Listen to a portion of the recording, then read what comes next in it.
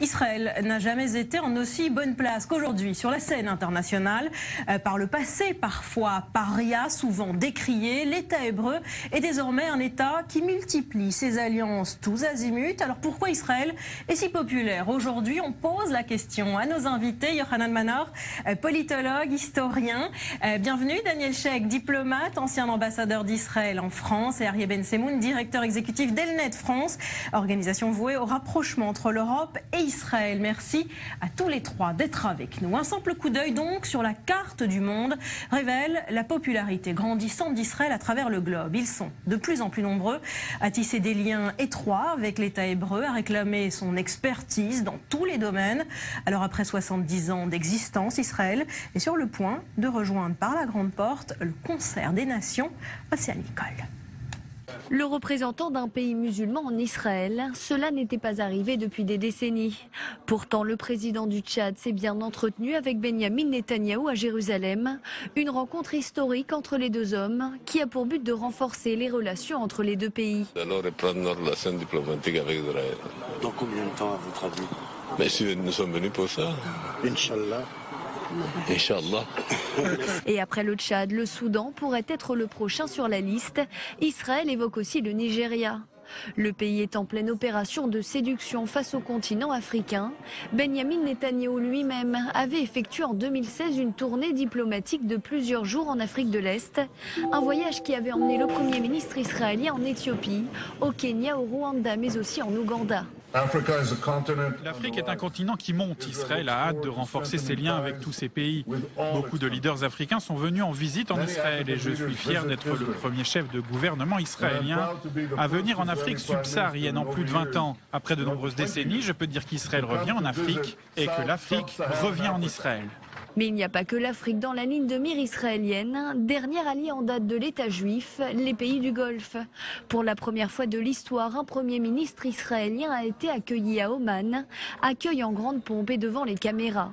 Quelques jours plus tôt, Miri Regev était à Abu Dhabi dans le cadre du championnat du monde de judo. Des rencontres ultra médiatisées, même si ces pays n'entretiennent aucune relation diplomatique avec Israël. Mais depuis l'expansion de l'influence iranienne dans la région, Benyamin Netanyahou souhaite créer une nouvelle convergence d'intérêts avec les pays arabes sunnites.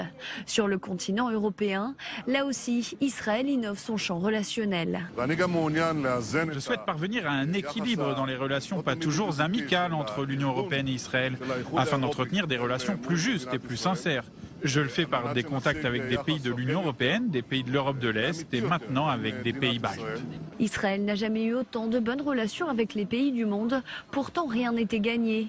Même si lors de la création de l'État en 1948, Israël bénéficiait d'un large soutien international, dès 1967 et la guerre des 6 jours, l'État hébreu perd ses alliés et l'image du pays se dégrade d'année en année. En 2001, lors de la conférence mondiale contre le racisme à Durban en Afrique du Sud, Israël est même pour la première fois accusé de raciste. S'ensuit la création du mouvement BDS en 2005 et les actions anti-Israël dans le monde entier. Mais depuis 2015 et le terrorisme islamique qui frappe l'Occident, Israël est écouté et entendu. S'ensuit l'arrivée à la Maison-Blanche d'un certain Donald Trump qui transférera son ambassade à Jérusalem. Un alignement des étoiles favorable à l'État hébreu et une politique proactive de Benyamin Netanyahou qui permettent aujourd'hui à Israël un retour en grâce dans le concert des nations. Daniel Sheikh, ce retour en grâce d'Israël, comment vous l'expliquez? D'abord, il faut quand même rappeler un tout petit peu d'histoire. La grande vague des retrouvailles ou des établissements de relations diplomatiques avec des pays qui, dans les premières décennies de l'État, n'en avaient pas avec Israël, c'était à la suite des accords d'Oslo. C'était des pays en Asie, des pays d'Europe de l'Est et des pays en Afrique et surtout des pays arabes. Fut un temps, nous l'oublions, qu'Israël avait des représentations diplomatiques dans 6 pays arabes. L'Égypte, la Jordanie, la Tunisie, le Maroc, le Qatar et le Sultanat d'Oman. Donc, il y a eu, c'était ça la grande vague des retrouvailles. Ce qui se passe aujourd'hui, qui est très bénéfique, c'est d'abord un effort qui est extrêmement bienvenu et que je salue, ce qui ne m'arrive pas très souvent, pour le Premier ministre et ministre des Affaires étrangères israélien Benyamin Netanyahou, de montrer de l'intérêt pour le continent africain, de montrer de l'intérêt pour le continent... C'est sous son impulsion personnelle, c'est lui qui l'a voulu. Oui, enfin, je ne suis pas dans sa tête, je suppose qu'il y a eu des diplomates qui, depuis toujours, avec chaque nouveau ministre, recommandent de prendre... Mais personne ne l'a fait. Lui, il l'a fait, donc c'est à lui que revient le crédit pour ça. Ce sont des pays qui ont de l'importance pour Israël, pas seulement, j'espère, parce que c'est une voix aux Nations Unies, et c'est pas seulement ça, c'est un continent qui monte, c'est un continent qui a un potentiel économique énorme pour Israël. Alors, est-ce que vous êtes d'accord avec ça, Yochanan Manor? Est-ce que Binyamin Netanyahou a eu une vision à long terme, une stratégie, un travail méticuleux, on pourrait presque l'imaginer sur une carte du monde, où région après région, il a imaginé une stratégie de conquête? Pas du tout. Non, pas du tout. Je suis plutôt d'accord. Non, je ne veux pas... Allez-y. Il a des mérites. Il a su exploiter quelque chose. Mais la situation dans laquelle nous nous trouvons aujourd'hui est très différente de celle qui s'était développée après les accords d'Oslo. Après les accords d'Oslo, effectivement, Israël était demandeur. Et il y avait à cause de cette situation nouvelle, de nombreux États, notamment des pays arabes, ont noué des liens avec Israël. Donc mais là, ça vient d'autre chose. C'est quelque chose de beaucoup plus profond. Je pense que c'est lié à une certaine maturité d'Israël. Je pense que le point de départ de cette évolution, Israël est arrivé à une certaine capacité d'action, d'attraction. Parce qu'il y a des choses à offrir, tout simplement. Voilà. C'est que de la réelle politique. C'est du donnant-donnant. C'est d'abord de la réelle politique. Israël a quelque chose à offrir. Et moi, ce qui m'a frappé, c'est que le point de départ, c'est ce qui s'est produit dans nos relations avec les États-Unis. Ça s'est produit à une date très précise, en 1966. Quelques mois avant la guerre des 6 jours. Pas au moment là. Israël a fourni aux États-Unis un appareil MiG-21 irakien qu'on avait réussi à faire dérouter. C'était une époque où l'aviation américaine avait beaucoup de difficultés, notamment en Indochine, enfin au Vietnam. Et cette fourniture a eu une conséquence considérable. Les relations avec les États-Unis, qui ont toujours été... Les États-Unis avaient surtout une politique pro-arabe. Ils ont commencé à tenir compte d'Israël quand Israël a pu fournir certains services. Ça a été la première fois. C'est venu quelques années plus tard, en 70, avec la fourniture d'un radar, d'un nouveau type qui se trouvait sur une île dans le golfe d'Aqaba, au sud, et qui était d'un nouveau type soviétique, qui a été démonté, ramené en Israël et fourni au... Est-ce que vous êtes d'accord avec ça, Ari Ben-Timo? Aujourd'hui, Israël n'est pas un pays particulièrement aimé. Israël est un pays qui a quelque chose à offrir. Moi, je crois qu'Israël est un pays qui redevient un pays qu'on aime parce qu'on n'a plus les mêmes raisons de le détester. Pendant 70 ans, disons-le comme ça, la question israélo-palestinienne a été utilisée notamment par les pays arabes comme un prétexte pour isoler Israël. Aujourd'hui, le monde se rend bien compte que la question palestinienne est une question sérieuse qu'il va falloir régler, et je pense que les choses évolueront. Mais Israël, aujourd'hui, montre d'abord, que oui, vous avez raison, Israël a quelque chose à offrir. La Startup Nation a beaucoup à apporter en termes de solutions à l'ensemble des nations, je dirais à toute l'humanité. Israël est considéré aujourd'hui par beaucoup d'acteurs internationaux comme partie de la solution de leurs problèmes, plutôt que comme partie du problème lui-même. Et donc, il y a cette dimension-là. Et puis, il y a Netanyahou, qui est un incroyable VRP d'Israël.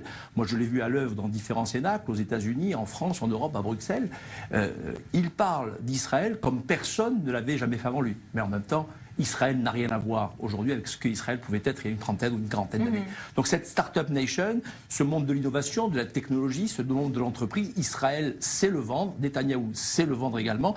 Et je crois que c'est ce qui attire aujourd'hui l'ensemble des pays du monde qui savent qu'ici, il y a quelque chose à faire. Alors vous dites aussi quelque chose d'important, ce qui a changé aussi peut-être, Daniel Sheikh, c'est que le monde s'est lassé du problème palestinien. Disons les choses franchement, la cause palestinienne aujourd'hui n'est plus une divergence indépassable entre Israël et les nations du monde? C'est vrai surtout dans le monde arabe, je pense, et c'est ça la source de la grande frustration du leadership palestinien aujourd'hui. C'est pas tellement Donald Trump, c'est même pas tellement Benjamin Netanyahu, c'est le fait que les temps où Yasser Arafat ou Mahmoud Abbas venaient devant la Ligue arabe et n'importe quelle position, la Ligue arabe s'alignait tout de suite derrière eux. Aujourd'hui, non seulement ils ne s'alignent plus, mais ils donnent des conseils, ils font pression sur le leadership palestinien. Donc c'est vrai, et cela a un effet secondaire sur notamment des pays musulmans en Afrique et peut-être en Asie dans l'avenir. Je n'exclus pas du tout que des relations qui sont officieuses depuis longtemps avec des pays comme le Pakistan, comme l'Indonésie, viennent au grand jour. C'est vrai pour un certain nombre de pays arabes où tout le monde sait qu'il y a des relations économiques diverses, mais je pense quand même, malgré toutes ces bonnes nouvelles, le grand pas, c'est-à-dire la normalisation entière des relations entre nous et ces pays, ne viendra, je le dis pour le moment, je ne sais pas ce qui va advenir dans 5 ans ou dans 10 ans. Aujourd'hui, ce n'est pas possible de le faire, sauf avec une solution de la question palestinienne. Donc même si ces pays arabes ne mettent ça plus comme un obstacle total à toute communication avec Israël, la normalisation complète et ouverte des relations n'adviendra pas avant la solution de la question palestinienne. Vous êtes d'accord avec ça, Yohannan Manor? Non, je ne suis pas du tout d'accord. Je pense pas. Yohannan a décidé de ne pas être d'accord. Tant mieux, hein. Non. Israël a de quoi offrir, et pas seulement comme Startup Nation. Il a à offrir des liens avec les États-Unis. Souvent, beaucoup de pays passent par Israël pour essayer... Ça, c'est vrai depuis 50 ans, 40 ans. Oui, mais c'est vrai. Mais depuis que nous avons développé nos relations stratégiques avec les États-Unis, ça s'est élargi. Mais je veux répondre pourquoi je ne suis pas d'accord avec lui. Je pense que le monde, non pas que la question palestinienne n'est pas importante, elle est devenue relativement moins importante. C'est une question importante. Pour nous, elle est capitale. Pour Israël, elle est capitale. C'est un défi important pour Israël. Il faut absolument trouver à régler cette question. Bon, mais dans l'ensemble des questions du monde, elle est marginalisée. Elle est au plan international, au plan régional, elle est marginalisée. Au plan des alliances, même aux Nations Unies. Aux Nations Unies, c'était souvent autour d'elles, on pouvait créer des coalitions. C'est plus le cas aujourd'hui. C'est beaucoup moins le cas aujourd'hui. Donc, je pense que ce qu'Israël a à offrir prend le pas. Et ce qu'Israël a à offrir, ce n'est pas seulement dans le domaine de la défense. C'est aussi un domaine important. C'est qu'il propose des développements sans avoir la dépendance politique que souvent est liée à ce que... Il y a beaucoup de pays qui peuvent proposer ce qu'Israël propose. Mais il y a une question de dépendance politique. Et cela, nous ne sommes pas une grande puissance comme les autres. Et donc, c'est mieux accepté, c'est plus commode, c'est plus facile. L'histoire de l'Inde est quand même extrêmement intéressante. Bien sûr. Vous parlez, Yohannan Manor, des États-Unis. Pour terminer, la question... Un point peut-être qui est capital, c'est le développement et l'innovation. L'exemple de l'Inde, nous travaillons, des scientifiques israéliens travaillent avec des scientifiques indiens pour répondre à des problèmes qui se posent en Inde. Mais ça peut être appliqué partout, d'ailleurs y compris ici dans la région et avec les Palestiniens. Ça pourrait aussi l'être. Alors un mot quand même de diplomatie, vous parliez des États-Unis. Est-ce que Donald Trump, d'après vous, et Ben Semoun, a aidé Benjamin Netanyahou et Israël à être aujourd'hui parfaitement légitime? Est-ce qu'un Rubicon a quand même été franchi sur la scène internationale avec le transfert de l'ambassade américaine à Jérusalem? C'est encore impensable il y a quelques années. Est-ce que Donald Trump a aidé finalement Israël dans cette impulsion-là? Il n'est pas contestable que le transfert de l'ambassade des États-Unis à Jérusalem a brisé un tabou. Et ce que l'on a remarqué, c'est que les seuls qui ont finalement poussé des cris d'orfraie, ce ne sont ni les États arabes, ni vraiment les États musulmans, mais plutôt les États européens qui se sentent bousculés dans leur vision de la résolution du conflit israélo-palestinien. Mais ce que Donald Trump a voulu montrer, et ce que Netanyahou ne cesse de répéter, et ce que finalement est accepté par tout le monde, le règlement de la question palestinienne n'est plus un préalable. Il y a un découplage. On peut faire des affaires avec Israël, on peut parler de redéploiement stratégique avec un pays qui est au cœur d'un Moyen-Orient qui est un feu et à sang. Et à côté de ça, on sait qu'il y a la question palestinienne qui devrait être réglée. Mais on a intégré cette idée que ce n'est plus un préalable, mais ce sera la conséquence d'une solution globale qui correspond finalement à ce qui s'est passé en 1948. La question palestinienne est la conséquence du conflit israélo-arabe. Elle sera la conséquence de la résolution de ce conflit, et nous l'espérons le plus rapidement possible. Alors justement, de Trump, on vient d'en parler, à Bolsonaro, en passant par Viktor Orban, Benjamin Netanyahou a-t-il profité également d'affinités idéologiques avec plusieurs États? Une lame de fond nationaliste traverse la planète. Le gouvernement israélien se situe précisément dans cette mouvance. Dror Even Sapir, pour vous, on pourrait même évoquer l'israélisation du monde. Bonsoir Barbara. Certains observateurs de la scène internationale, et pas forcément les mieux intentionnés à l'égard d'Israël, ont pu parler d'israélianisation du monde, en évoquant la vague nationaliste et sécuritaire qui a déferlé ces dernières années sur le monde démocratique. Car en accordant une place grandissante aux préoccupations sécuritaires et aux thématiques identitaires, les sociétés européennes et américaines se seraient rapprochées de ce qui serait un modèle israélien. Le constat est bien sûr quelque peu forcé, il n'en est pas moins vrai que la proximité diplomatique constatée entre Israël d'une part et de l'autre, les États-Unis de Donald Trump, les pays du groupe de Visegrad, soit la Hongrie, la Pologne, la République tchèque, ou bien encore l'Autriche du chancelier Kurz ou le Brésil de Jair Bolsonaro, et bien que cette proximité donc est effectivement liée intimement aux conceptions idéologiques défendues par l'équipe au pouvoir en Israël. De ce point de vue, la stratégie diplomatique de Benjamin Netanyahou s'est avérée d'autant plus efficace qu'elle avait pour fondement un ensemble de valeurs défendues de longue date par le Premier ministre israélien. Centralité des questions sécuritaires, méfiance à l'égard des institutions internationales, conception souverainiste des prérogatives de l'État-nation. Autant de principes défendus par Netanyahou des années avant, par exemple, qu'un promoteur immobilier américain répondant au nom de Donald Trump n'envisage de s'intéresser à la politique. Le chef du gouvernement israélien peut donc se targuer d'avoir été l'un des précurseurs d'une vague de fonds idéologiques et d'avoir su en tirer profit sur le plan diplomatique.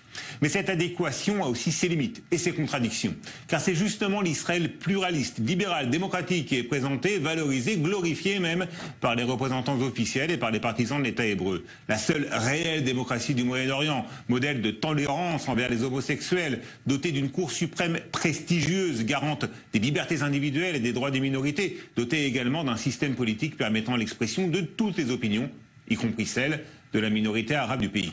Tout cela correspond à une certaine réalité, ou plutôt à une réalité certaine, mais on est loin du système de valeurs des Trump, Bolsonaro, Orban et autres, Morawiecki, le Premier ministre polonais. Loin aussi de celui d'une partie non négligeable de la coalition gouvernementale israélienne. Netanyahou l'a très probablement compris. Les valeurs démocratiques et libérales sont encore largement partagées par les élites culturelles, intellectuelles et économiques en Europe et en Amérique. Il serait suicidaire dans l'intérêt même d'Israël de tourner le dos à ces élites. Suicidaire et sans doute aussi contraire aux principes essentiels à la pérennité d'Israël comme État démocratique du peuple juif. Merci Dror. Voilà, le temps s'écoule très rapidement. Je vous laisse à chacun le mot de la fin sur cette question. Danishek, on commence par vous. Est-ce que Benjamin Netanyahou a réussi à trouver ce subtil équilibre idéologique entre nationalisme et libéralisme? Il peut constamment, sur la scène internationale, finalement jouer sur les deux tableaux. Moi, je pense qu'il nous tire un peu trop, à mon goût, vers la partie plus populiste, notamment en Europe. C'est-à-dire, nos alliances en Europe se sont déplacées. C'est pas que l'Europe a été toujours un ennemi d'Israël, mais ça s'est déplacé vers l'Europe de l'Est, vers des régimes et des leaders qui, personnellement, ne sont pas vraiment à mon goût, qui ont des sous-entendus antisémites, etc. Oui. Maintenant, je ne dis pas qu'il ne faut pas avoir des relations avec la Hongrie ou avec la Pologne, ni d'ailleurs, je dis la même chose par rapport au Tchad, qui est dirigé par quelqu'un qui est honnêtement pas le plus sympathique des leaders du monde, mais on peut, comment dirais-je, doser le degré d'enthousiasme et de proximité avec ces gens-là. Et moi, de temps en temps, ça me met très mal à l'aise. Yochanan Manor, c'est un flirt dangereux, comme le dit Danishek, avec ces pays que sont la Pologne ou la Hongrie? D'abord, je ne pense pas que ce soit pour des raisons idéologiques, cette proximité avec des nationalismes. Je ne pense pas qu'il y ait une israélisation de la politique internationale. Je trouve que c'est tout à fait... ces phénomènes existent en tant que tels, et ce n'est pas Israël qui les a inventés. Israël en profite. c'est vrai. Et c'est vrai, et beaucoup plus que... Voilà. Voilà, je suis désolée, je dois vous couper 10 secondes. Pour moi, il n'y a pas de contre-indication entre un État-nation, Israël est un État-nation, qui défend son identité et qui reste un pays ouvert, libéral, pluraliste, attaché à l'État de droit, aux droits de l'homme. Et si Israël peut finalement influencer les autres démocraties qui s'orientent peut-être davantage vers le populisme et le nationalisme, je crois que ce serait un bon exemple pour tout le monde. Merci à tous les trois d'avoir été avec nous. Merci de votre fidélité à i24 News.